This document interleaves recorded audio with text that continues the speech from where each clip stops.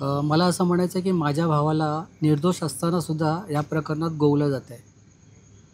आणि काय नेमके आक्षेप आहेत तुमचे?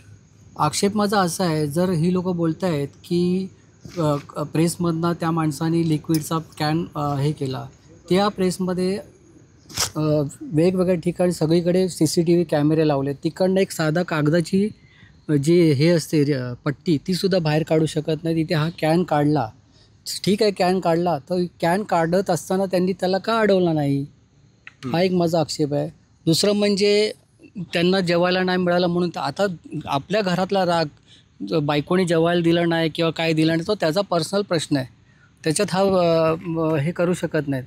दुसरं म्हणजे सकाळपासून तो अनकॉन्शियस असताना, म्हणजे स्टेबल नसताना त्याची हे, तरी त्याची ह्या लोकांनी स्टेटमेंट कमीत कमी 2 ते 2.5 तास घेतली.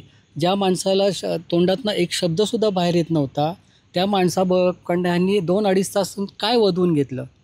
हे झालं दुपारची गोष्ट. आज आपण ही रेकॉर्डिंग करतो आहे, त्याच्या आधीपासून जवळपास 2.5 ते 3 तास झाले त्या माणसाची तिकडे स्टेटमेंट पोलीस घेत आहेत.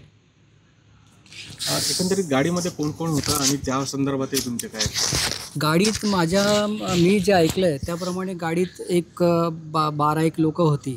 त्याच्यामध्ये एक लेडीज आणि बाकी जेंट्स होते. मी असं पण ऐकलं बातम्यांमध्ये की त्यांनी प्री प्लॅन केलं, गाडीचे सगळे दरवाजे लॉक केले. तर माझं असं म्हणणं आहे, जर गाडीचे सगळे दरवाजे लॉक केले, त्यातले 3 जी लोकं आहेत ज्यांना एक खरचटण्याचं निशाणसुद्धा नाही आहे, किंवा जर त्यांना लागलं असेल तर निव्वळ एक साधं खरचटलेलं असतं तेवढंच. जर दरवाजा बंद असता तर ही लोकं बाहेर कशी आली, आणि बाकीचे 6-7 जण जे आले ते कुठून बाहेर आले? जर दरवाजा उघडा नसता तर ते सगळे बाहेर कसे आले? ठीक आहे, एखाद दुसरा खिडकी तोडून बाहेर आला, पण सगळेच खिडकी तोडून बाहेर येऊ शकत नव्हते. तर हे असं कसं? तुमच्या नातेवाईकांपैकी ह्याच्यामध्ये माझे भावजी विश्वास खानविलकर हे देखील होते, आणि ते सुद्धा हे सगळी लोकं बाहेर आल्याच्या नंतर शेवटला ते बाहेर पडले, आणि दरवाजा उघडा असल्यामुळेच ते बाहेर पडले. जर दरवाजा लॉक असता तर ते पण त्याच्यात हे झालं असतं. आणि एवढा कुठचा भाऊ असेल तो स्वतःच्या बहिणीचं जे हे असेल, कुंकू असेल, ते पुसायला तयार, तो करंटच असेल असा भाऊ. तर माझं असं म्हणणं आहे की माझा भाऊ निर्दोष आहे आणि आम्हाला न्याय मिळावा. ना असं म्हणजे का मी तथ्य पण नसेल आणि एक पण नसेल. आणि जर ते म्हणतात जर बोनस नाही मिळाला, काय नाही मिळाला, पण माझं मिस्टरने तर मला असं काही सांगितलेलं नाही आहे की मला बोनस नाही मिळाला, काय नाही. मला जे दिवाळीला द्यायचे ते बरोबर आहे. समजा तर बोनस जर मला त्यांना दिला नसेल, मला दिवाळीला त्यांनी खर्चाला पैसे दिले नसते ना. आणि चपातीचं तर म्हणतात तर कुठलीही बायकोचा नवऱ्याला डायबिटीस असेल, नवरा जर सकाळी गोळी घेतोय चहा नाश्त्याच्या अगोदर, तर कुठली बाई बिना नाश्त्याचं त्याला बाहेर पाठवू शकेल. आणि जी 4:45ला उठून डब्याची तयारी करते, म्हणजे जसे कामाला लागल्यापासून ते ह्या मितीपर्यंत 4:45ला उठून त्यांची सकाळची 6:30च्या ड्युटीला डबा तयार करून मी त्यांना देते, ती चपाती त्यांना देऊ शकेल ना काय की नाही? का हा राग ते धरून ठेवणार आहेत का? हां, सकाळी गरम गरम त्यांना सगळं चपाती असो, डबा असो, सगळं. किती वर्षापासून त्या कंपनीत होते आणि मग या आधी कधी असा प्रसंग? ते 2006 पासून. मी चुकून 2007 बोलले, कारण मलाही तेवढं हे नव्हतं, पण 2006 पासून असे आहेत ते. पण त्यापासून ह्या मित्र तर मी त्यांना डबा चुकवला नाही, की सकाळी नाश्ता चुकवला नाही.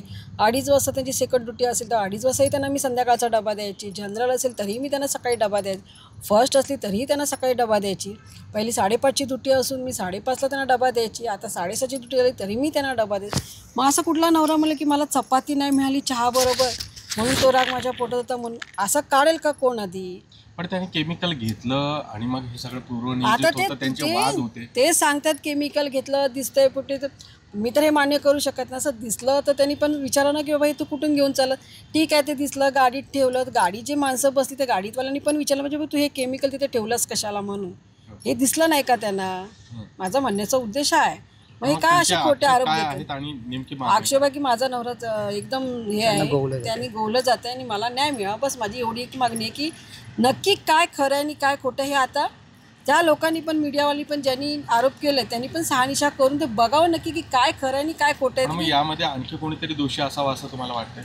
ते आता मी सांगू शकत नाही कोण दोषी आहे, काय ते, कारण का आपल्याला काही माहिती नाही आणि मी ते काही सांगू शकत नाही. पण बोललं जातं हे मात्र नक्की.